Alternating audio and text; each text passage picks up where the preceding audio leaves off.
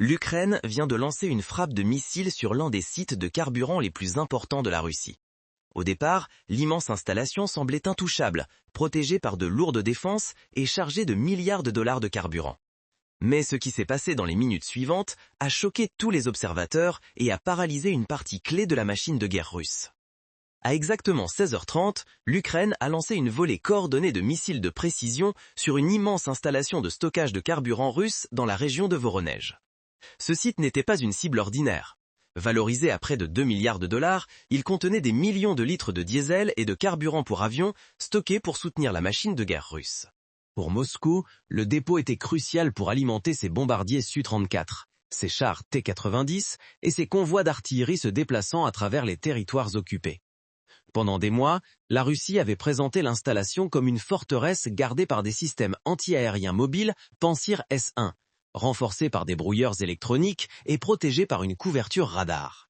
Mais ce matin-là, tout cela allait s'effondrer en quelques minutes. La frappe a commencé avec des missiles de croisière à longue portée volant bas et vite, épousant le relief pour éviter la détection.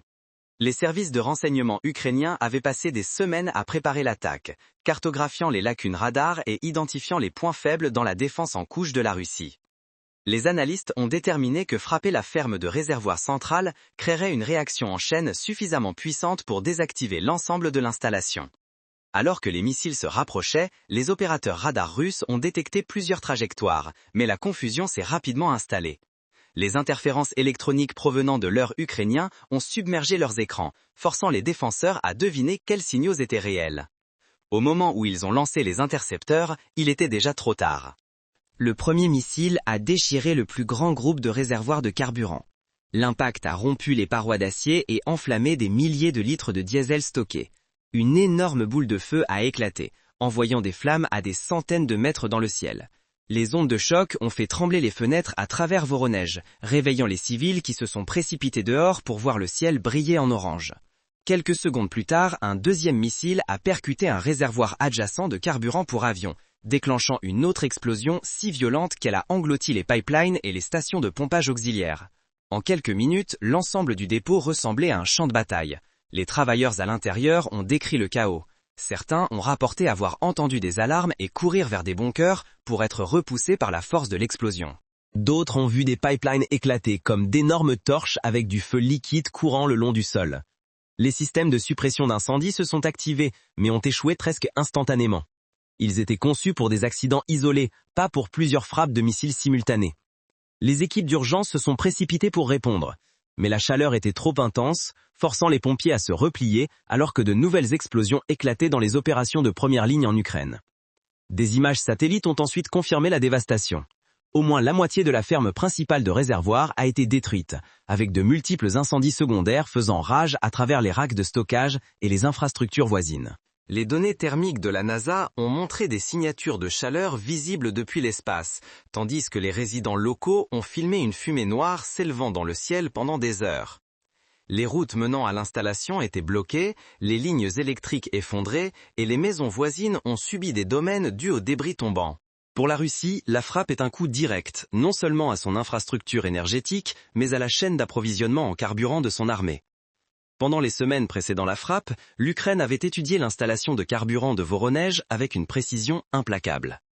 Des images satellites, des signaux de renseignement et des drones de surveillance ont cartographié chaque mouvement à l'intérieur et à l'extérieur du complexe. Les analystes ont noté l'arrivée régulière de camions-citernes provenant de différentes parties de la Russie, livrant des milliers de barils de carburant à stocker dans les immenses réservoirs en acier. Le volume du trafic à lui seul confirmait que ce dépôt n'était pas seulement un site énergétique civil, mais un hub d'approvisionnement militaire central. Des rapports indiquaient que le carburant stocké était directement lié à l'alimentation des brigades blindées, au ravitaillement de l'artillerie et au maintien de la force aérienne russe dans les cieux.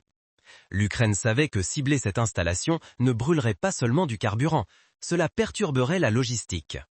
Le tableau du renseignement est devenu plus clair fin janvier lorsque des partenaires américains et européens ont partagé des images satellites à haute résolution.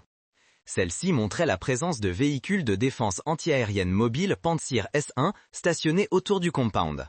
La Russie croyait que ces systèmes à courte portée, combinés à des unités de brouillage, suffiraient à protéger le site d'une attaque. La propagande locale renforçait l'image de sécurité, se vantant que Voronej était hors de portée des missiles et drones ukrainiens. Mais les planificateurs ukrainiens ont vu des faiblesses. Les systèmes Pantsir étaient mobiles, non fixes, et leur couverture présentait des lacunes. Les brouilleurs électroniques étaient des modèles anciens, vulnérables aux contre-mesures modernes. Et plus important encore, l'ensemble du dépôt était isolé, avec un soutien limité des défenses anti-aériennes à longue portée. Pour se préparer, les forces sans pilote de l'Ukraine ont effectué des simulations avec des drones leurs, sondant délibérément les défenses. Ces vols ont déclenché des lancements de Pantsir, forçant les opérateurs russes à gaspiller des missiles coûteux sur des cibles bon marché.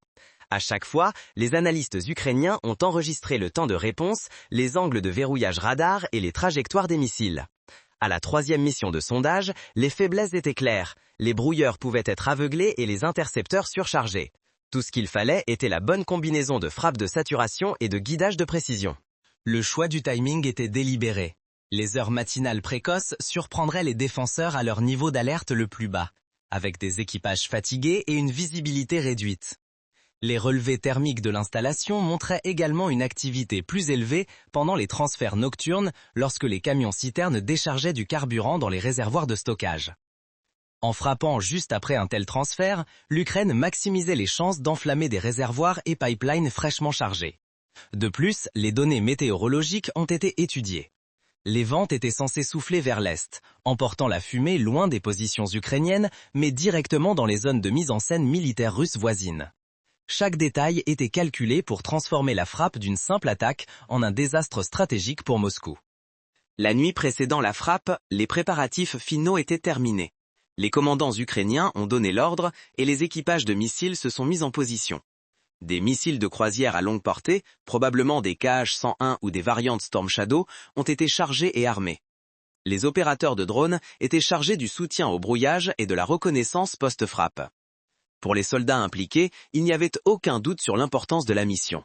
Ils ne ciblaient pas seulement des réservoirs en acier. Ils frappaient l'épine dorsale des réserves de carburant militaire de la Russie. À 17h30, le silence sur Voronej a été brisé alors qu'une volée de missiles ukrainiens filait vers l'installation de stockage de carburant. Les opérateurs radars se sont précipités, leurs écrans s'illuminant avec des dizaines d'objets se déplaçant rapidement. Des sirènes ont hurlé à travers le district alors que les équipages de défense anti-aérienne russes se précipitaient à leur poste.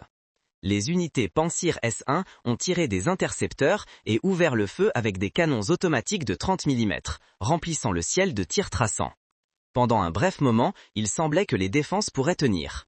Plusieurs missiles entrants ont été abattus, explosant en boules de feu en plein air qui illuminaient l'horizon.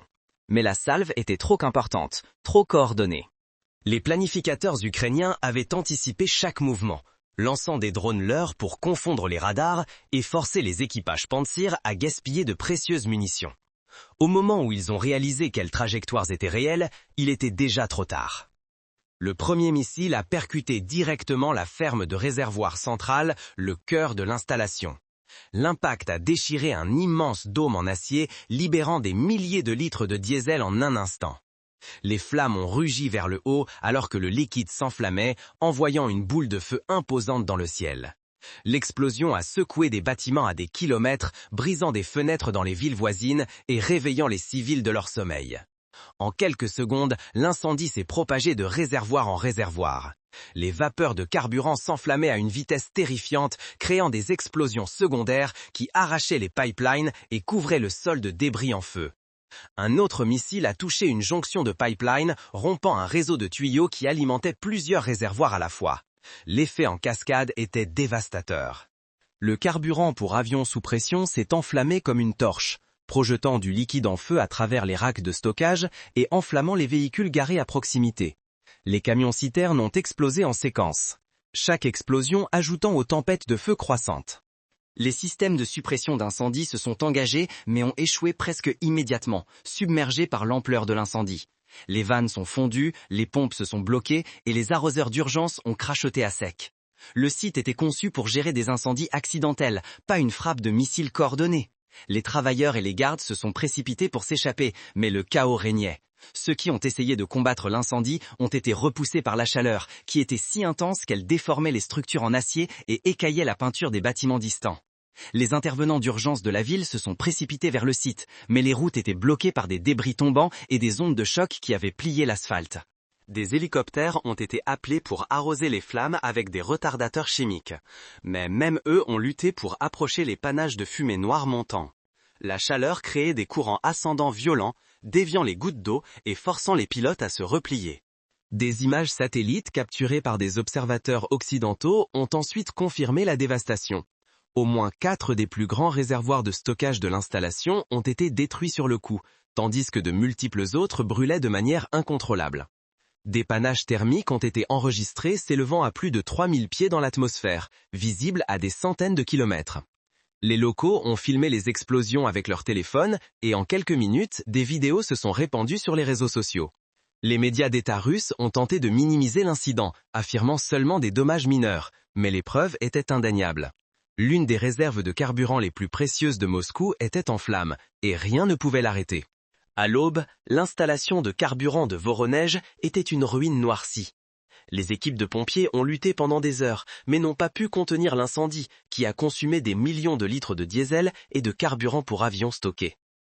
Lorsque les dernières flammes se sont enfin éteintes, le site ressemblait à un champ de bataille. La terre cratérisée entourait de l'acier tordu, des pipelines fondus serpentaient sur le sol, et les restes squelettiques des réservoirs de carburant se dressaient comme des monuments carbonisés.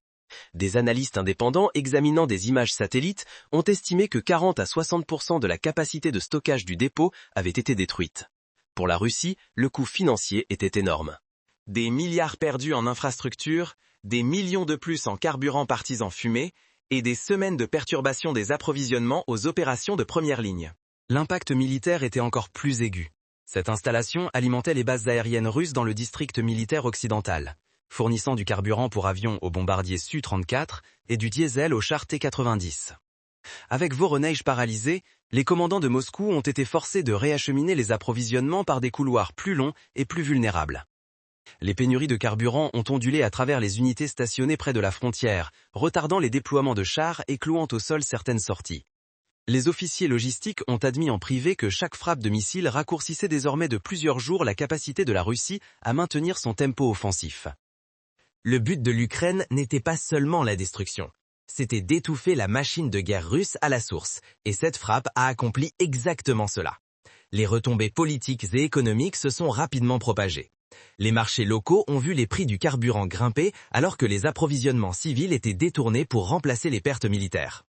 Les compagnies de transport ont signalé des retards, et les Russes ordinaires ont fait face à de longues files d'attente aux stations-service dans certaines parties de la région.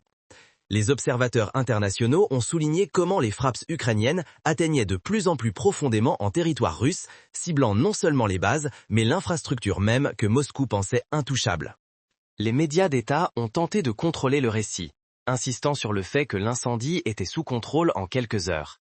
Mais les vidéos circulant en ligne racontaient l'histoire opposée. Des flammes brûlant toute la nuit, des explosions secouant les villes et une fumée noire couvrant l'horizon. Le Kremlin a été forcé de confronter une réalité qu'il voulait nier. L'Ukraine pouvait frapper des installations de plusieurs milliards de dollars à volonté. Pour l'Ukraine, le succès de cette mission a envoyé un message puissant à la fois aux alliés et aux ennemis.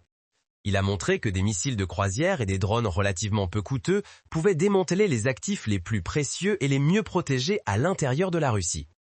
Une frappe coûtant une fraction de la valeur de la cible avait anéanti l'un des principaux dépôts de carburant de Moscou. Le coût psychologique était aussi significatif que les dommages physiques.